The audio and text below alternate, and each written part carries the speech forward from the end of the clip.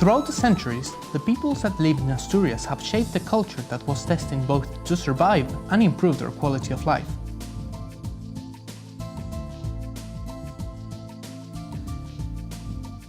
Just like in the rest of the world, the most recent methods of production and uses have greatly blurred the distinctive elements of this ethnographic profile.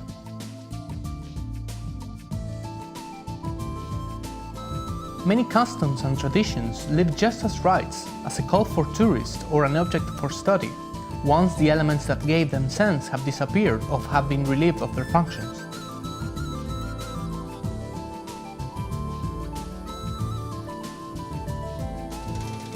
Keen observers may yet find those signs of the Asturian identity.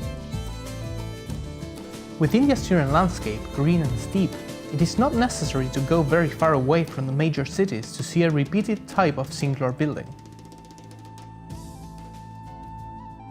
There may not be two that are the same, because the various ways in which they have been built are almost infinite, but anyone could make a list of the elements that describe this architectural treasure of the Asturian ethnography, the Horreo.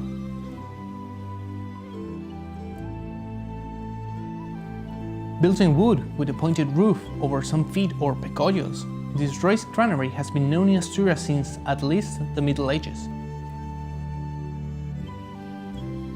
There are other places in Spain and the world that feature similar buildings, but none of them has the same typology as the Asturian Horreo, both in its materials and its structure. The technique for building it did not employ nails or screws.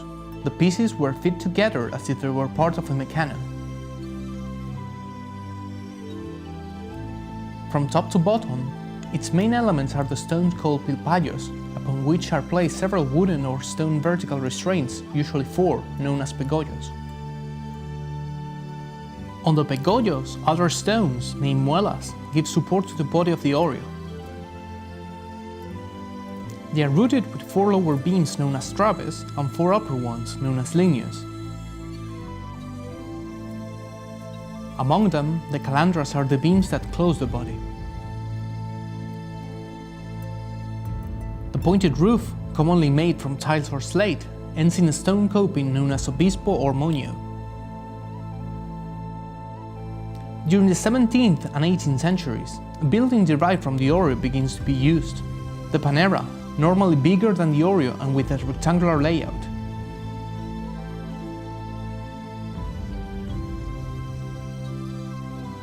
Many of the Horreos that have survived until today show the relevance they had in the past through the artistic treatment to which they have been subjected. Carvings and paintings that, alongside their age and their geographical distribution, have allowed scholars to classify them into 3 styles: Villaviciosa, Allende and Carreño. It is estimated that around 10,000 Horreos are left, but they are quickly disappearing. Experts understand that it is an urgent task to study them in detail and to promote their conservation. Just like the Horreos were a storage solution that aimed at keeping food away from the humidity of the soil, there was also a mobile invention that had the same purpose, but for people: a special footwear that was water and mud proof. In a time when synthetic fibers were not an option, the peoples of Asturias, just like those of many other humid points in the north of Spain, wore one-piece wooden shoes supported by 3 heels, called here in Asturias Madreñas. Its production created a relevant industry, but also a form of art, which is still conserved nowadays.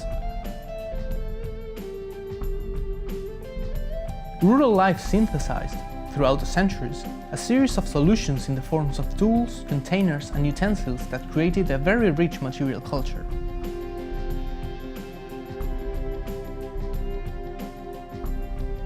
Nowadays, it is still possible to see how the grass cut from the fields, called in Asturias de pasión, is dried in a facina or vara de hierba after having been sown with a scythe and gathered with a rake or engasu and a trident or traenta. This is just one example of the many activities that gave rise to a myriad of tools and processes that had been fading away and which are today mostly reserved for the ethnographical museums.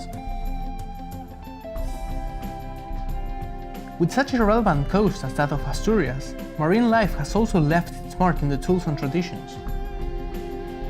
This is another activity that has suffered radical changes, to the point that many of the techniques and tools that it has employed throughout the centuries have now been blurred away. This has been a brief look at the most relevant elements of the Asturian tradition related to the activities of the primary sector. There are many other fields, such as mining or the industry, whose importance and specialization in the region have made them undisputable signs of the Asturian identity. But it is precisely because of that intensity that they deserve to have a chapter of their own.